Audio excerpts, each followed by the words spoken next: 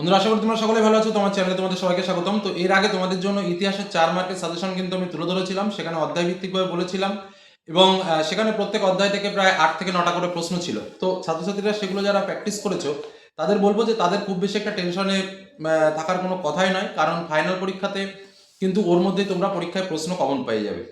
আর আজকের সাজেশনটা একটু অন্যরকমভাবে তোমাদের সামনে তুলে ধরছি।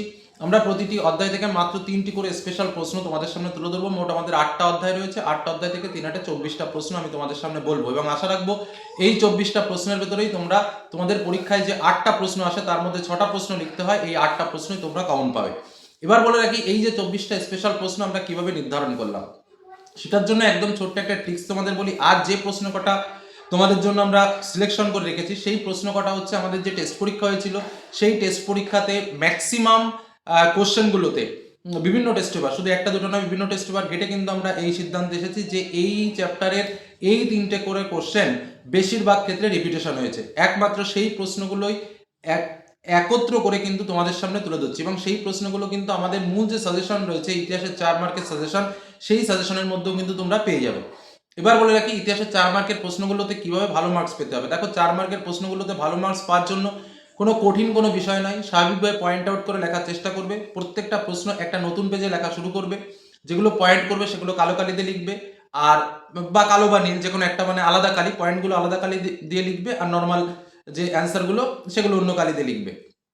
লেখাটা যেন স্পষ্ট হয়, বেশি কাটাকুটি করবে না, যেটুকু জানবে সেটুকু লিখবে, কোনো প্রকার ভুল তথ্য সেখানে ইনপুট করবে না। অর্থাৎ একটা বিষয় জানো না, তুমি বানিয়ে বানিয়ে লেখার চেষ্টা করলে সেই কাজটা করবে না। যেটা জানো বা যেটুকু জানো সঠিক তথ্য তুমি দেবে, যদি সঠিক তথ্য না জানা থাকে সেটা তুমি দেবে না। গল্পের মতো করে নিজে থেকে পয়েন্ট করেও তোমরা লিখতে পারো, নম্বর কিন্তু ভালো হয়, তবে অবশ্যই পয়েন্ট করে লিখবে। যে ক্ষেত্রেগুলো, কিছু কিছু চ্যাপ্টার আছে যে চ্যাপ্টারগুলোতে কিছু কিছু ক্ষেত্রে ম্যাপ পয়েন্টিং করে ইতিহাসের লোকেশনগুলো দেখানো যায়, যেমন বিদ্রোহ চ্যাপ্টারের প্রশ্ন রয়েছে যেখানে ম্যাপ পয়েন্টিং করে দেখানো যায়, সেক্ষেত্রে ম্যাপ পয়েন্টিং করে দেখালে কিন্তু অবশ্যই অবশ্যই ভালো মার্কস আসে। 4 মার্কের জন্য ন্যূনতম 5টা থেকে 6টা পয়েন্ট কিন্তু ন্যূনতম করার চেষ্টা করবে এবং প্রথম একদম ডাইরেক্ট উত্তর লেখা শুরু করবে না, অন্তত হেডিংয়ে একটা দুটো বাক্য লিখবে এবং লাস্টে মূল্যায়ন মতো করে একটা দুটো বাক্য লিখবে। সেটা খুব ডিটেলস করার দরকার নেই, মূল উত্তরে যাওয়ার আগে অন্তত হেডিং হিসেবে যেন একটা দুটো বাক্য তোমাদের থাকে খাতায়, তাহলেই কিন্তু ভালো মার্কসটা পাবে। এই হলো একদম শর্টকাট ভাবে 4 মার্কের প্রশ্নের উত্তর লেখার কৌশল তোমাদের আগে বললাম। এবার আমি বাছাইকৃত যে প্রশ্নগুলো রয়েছে সেই প্রশ্নগুলো আমি তোমাদের বলি। দেখো, প্রথম অধ্যায় ইতিহাসের ধারণা থেকে আমাদের এবছর সবচেয়ে যে প্রশ্নটা ইম্পর্টেন্ট রয়েছে, আমি পরপর 3টে কোশ্চেন করে বলবো, প্রত্যেক চ্যাপ্টার থেকে আমি নোটস করে নিয়েছি, পুরোপুরি পিডিএফ করে প্রিন্ট আউট করা রয়েছে আমার কাছে। তো প্রথম যে প্রশ্নটা রয়েছে সেটা হচ্ছে, ইন্দিরা গান্ধীকে লেখা জওহরলাল নেহরু চিঠি সম্পর্কে সংক্ষিপ্ত আলোচনা করো। বা এই প্রশ্নটাকে বিভিন্ন রকম ঘুরিয়ে আসছে বিভিন্ন পরীক্ষায়, যে ইন্দিরা গান্ধীকে লেখা জওহরলাল নেহরু চিঠির বিষয়বস্তু কি ছিল, এরকম টাইপসের প্রশ্ন। মানে এই ইন্দিরা গান্ধীকে লেখা জওহরলাল নেহরু চিঠি সম্পর্কিত বিষয়গুলো কিন্তু ভালো করে দেখে রাখবে। দ্বিতীয় যে বিষয়টা বলবো সেটা হচ্ছে এবারের জন্য তোমাদের যেটা খুব ইম্পর্টেন্ট সেটা হচ্ছে জীবনের ঝরাপাতার গুরুত্ব, মোস্ট ইম্পর্টেন্ট। আর 3 নম্বরের যে প্রশ্নটা বলবো সেটা হচ্ছে জীবন স্মৃতি, আত্মজীবনী হিসেবে জীবন স্মৃতির থেকে তুমি কি কি জানতে পারো, বা জীবন স্মৃতি সম্পর্কে তোমার ধারণা কি, বা জীবন স্মৃতি থেকে আমরা কি জানতে পারি, বা 19 শতকে ভারতের ইতিহাসে জীবন স্মৃতি উপাদান হিসেবে কতটা গুরুত্বপূর্ণ, এইভাবে। অর্থাৎ জীবন স্মৃতিটা কিন্তু এই চ্যাপ্টারের থেকে মোস্ট ইম্পর্টেন্ট। এবার আমরা চলে আসবো দ্বিতীয় অধ্যায়, অর্থাৎ সংস্কার বৈশিষ্ট্য পর্যালোচনা। আমি যে প্রশ্নগুলো বলছি প্রয়োজনে একটু নোটস করে নিতে পারো তোমরা। সংস্কার বৈশিষ্ট্য পর্যালোচনা থেকে যে 3টে প্রশ্ন সবচেয়ে বেশি রিপিটেশন এবছর হয়েছে টেস্ট পরীক্ষায়, সেটা হচ্ছে আধুনিক চিকিৎসাবিদ্যা চর্চায় কলকাতা মেডিকেল কলেজের ভূমিকা। এটা কিন্তু একটা ভাইটাল প্রশ্ন, বারবার বলছি, আধুনিক চিকিৎসাবিদ্যা চর্চায় কলকাতা মেডিকেল কলেজের ভূমিকা।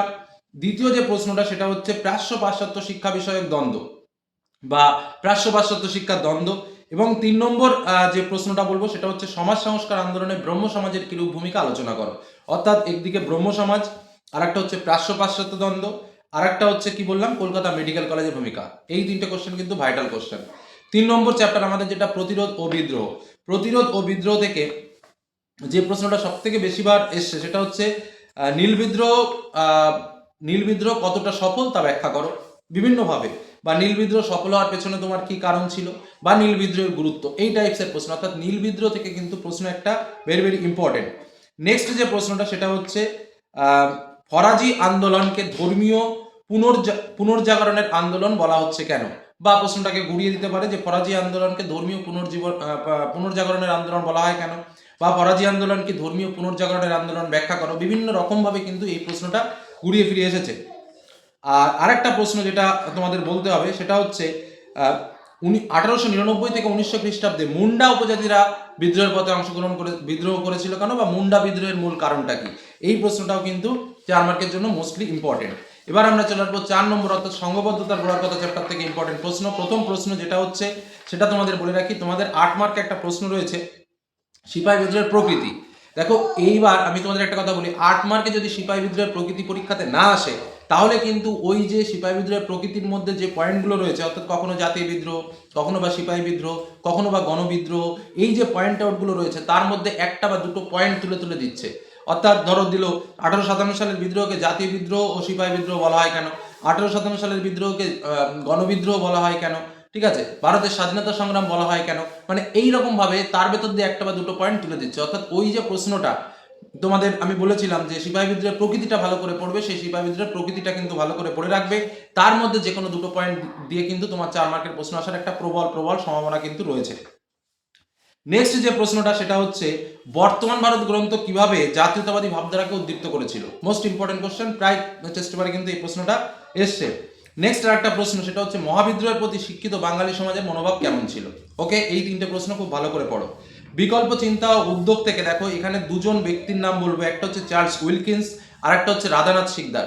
এই দুইজনের গুরুত্ব বা এই দুজনের ব্যক্তিত্ব বা এই দুজনের যে ক্রিয়াকলাপ ছাপাখানা বিস্তারের সঙ্গে বা তারা কেন স্মরণীয় এই বিষয়ে কিন্তু জেনে রাখবে। আর তার সঙ্গে আরেকটা প্রশ্ন যেটা হচ্ছে কলকাতা বিজ্ঞান কলেজ, আমি বারবার বলছি কারণ এই চ্যাপ্টারের প্রশ্নগুলো না বিভিন্ন রকম ভাবে এসেছে। কলকাতা বিজ্ঞান কলেজ, বসু বিজ্ঞান মন্দির, আর একটা হচ্ছে Indian association for the cultivation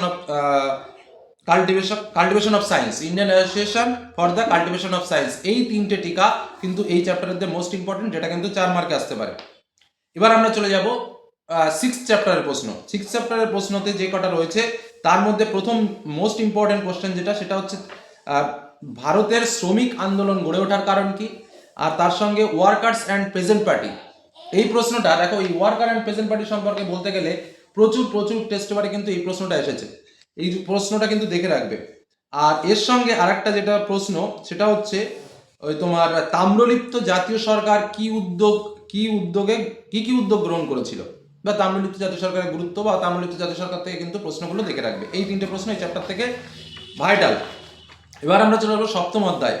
সপ্তম অধ্যায়ে কার্লাইল সার্কুলার টিকা বা anti circular committee, anti circular society, একই বিষয়। এই দুটো পার্ট কিন্তু খুব ভালো করে পড়বে, তার সঙ্গে সাম্প্রদায়িক বাটোয়ারা, এই তিনটে টিকা যেন মাথায় থাকে। আর এখানে আর একটা বিষয় আছে যেটা হচ্ছে অহিংস অসহযোগ আন্দোলনে নারীদের অবদান। এই প্রশ্নটা ঘুরিয়ে কিন্তু আমি 8 মার্কেও দিয়েছি, এটা কিন্তু 4 মার্কের জন্য খুব ভালো করে দেখে রাখবে। আর আরেকটা হচ্ছে বিপ্লবী আন্দোলনে নারীদের ভূমিকা আলোচনা করো, প্রশ্নটাকে ঘুরিয়ে কিন্তু এভাবেও দিতে পারে। নেক্সট আমরা 8 নম্বর চ্যাপ্টার চলে যাব, সেখান থেকে একদম ওপেন কোশ্চেন, জুনাগড় আর হায়দ্রাবাদ কিভাবে প্রতিষ্ঠিত হয়েছিল বা কিভাবে ভারতের সঙ্গে যুক্ত হলো, এই প্রশ্নটা। আর একটা হচ্ছে দেশীয় রাজ্যগুলি ভারত মুক্তির জন্য স্বাধীন ভারত সরকার কি উদ্যোগ গ্রহণ করেছিল, এবং আরেকটা প্রশ্ন হচ্ছে উদ্বাস্তু কাদের বলা হয়, দেশবিভাগ জনিত উদ্বাস্তু সমস্যাগুলো কি কি। এই প্রশ্নটাও কিন্তু ভাইটাল একটা প্রশ্ন। এই যে কটা প্রশ্ন বললাম এই প্রশ্নগুলো হচ্ছে স্পেশাল প্রশ্ন, একদম বাছাইকৃত প্রশ্ন, যেগুলো কিন্তু টেস্ট পরীক্ষাতে অ্যাভেলেবেল সেটে এসছে, এবং এইগুলোকে বাছাই করে তোমাদের সামনে তুলে ধরলাম। এই প্রায় 24টা প্রশ্ন বললাম, এই প্রশ্নগুলো কিন্তু খুব ভালো করে রেডি করে রাখো, এবং আশা রাখছি যে এই টপ লেভেলের কোশ্চেনগুলো যদি তোমরা রেডি করতে পারো এর ভেতর থেকেই তোমরা পরীক্ষায় কমন পেয়ে যাবে। তো আজকের মধ্যে এখানে শেষ করলাম, ধন্যবাদ।